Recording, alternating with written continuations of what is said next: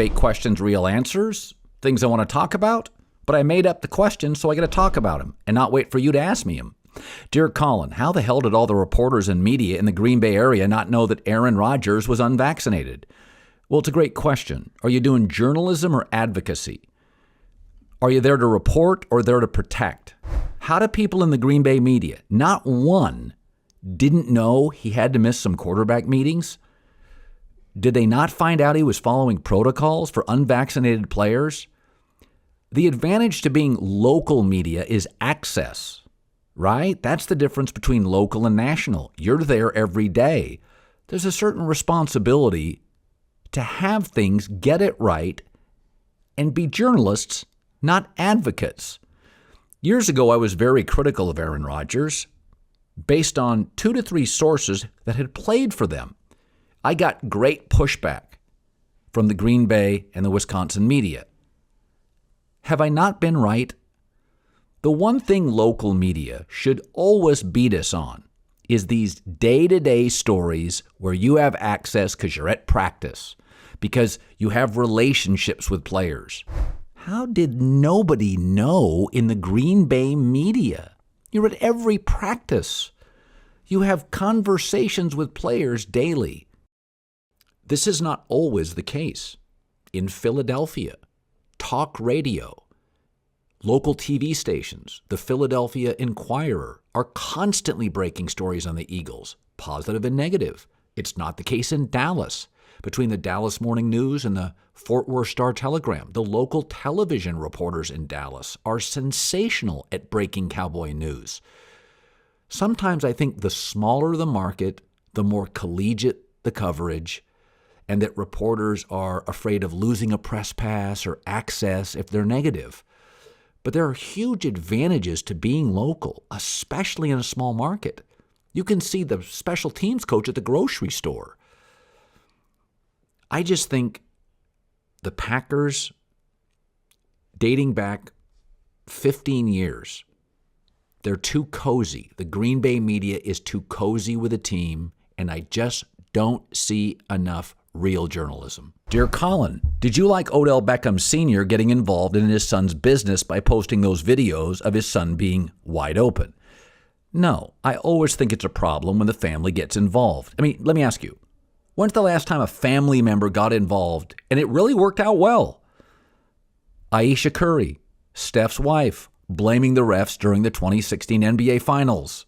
LeVar Ball and the Lakers. Colby Rasmus's dad blasting Tony La Russa and the Cardinals for trading him. Listen, my wife's not on social media. There is a reason my wife is not on social media. Patrick Mahomes' family. In recent weeks, it's a really bad look for Patrick Mahomes. I don't like what Odell Beckham Sr. did.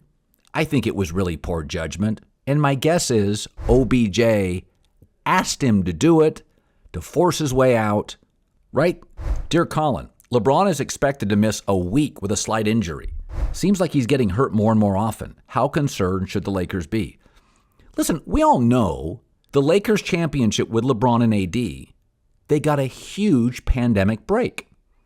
Brittle AD and old LeBron got a nearly 4-month hiatus in the middle of a season. If you look at the last 4 years of Anthony Davis, he can't make it through a season. He certainly can't make it through a season plus the playoffs and the intensity there. We also know LeBron is now well into 60,000 minutes of playing.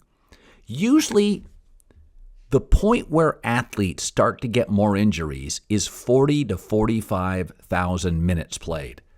LeBron's at 60,000 minutes. I don't believe LeBron and AD's championship days have any tarmac left. I think they got a huge break during the pandemic and the bubble and a big hiatus in the middle of it. I think they'll be good. But, folks, the resumes are clear. LeBron's old. AD's brittle. Dear Colin, you're getting a lot of pushback for saying you want one-loss Alabama in the playoffs, but you don't want unbeaten Cincinnati getting in. What do people so wildly fail to understand about college football? Here's what I always hear. It's not fair. Can I ask you a question? Is it fair that Cincinnati, the Bearcats, play on the road in front of 35,000 people, and Alabama has to play on the road in front of 80 to 100,000 people. Is it fair that Alabama goes on the road in the SEC and regularly faces teams with a dozen NFL players on the roster, and that Cincinnati often faces teams with none?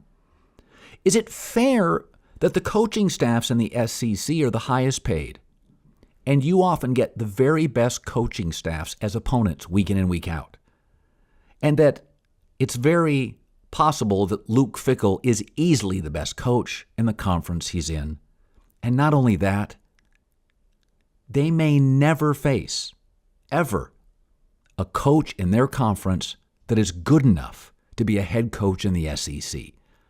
That's not fair either. There are certain truths in America that people just don't want to hear. Like rich people are mostly smarter and work harder. You do realize they're not born into it. 79% of millionaires did not inherit any money. 16% inherited more than $100,000, but only 3% received an inheritance above $1 million. Smart and hard work is generally how you get rich. People love to defend mom and pop stores, but Amazon, Starbucks are simply more efficient at getting me a product at a better price than a local mom and pop store. Do you really think Cincinnati is one of the best 4 teams in the country? Do you really think they would beat Alabama head-to-head?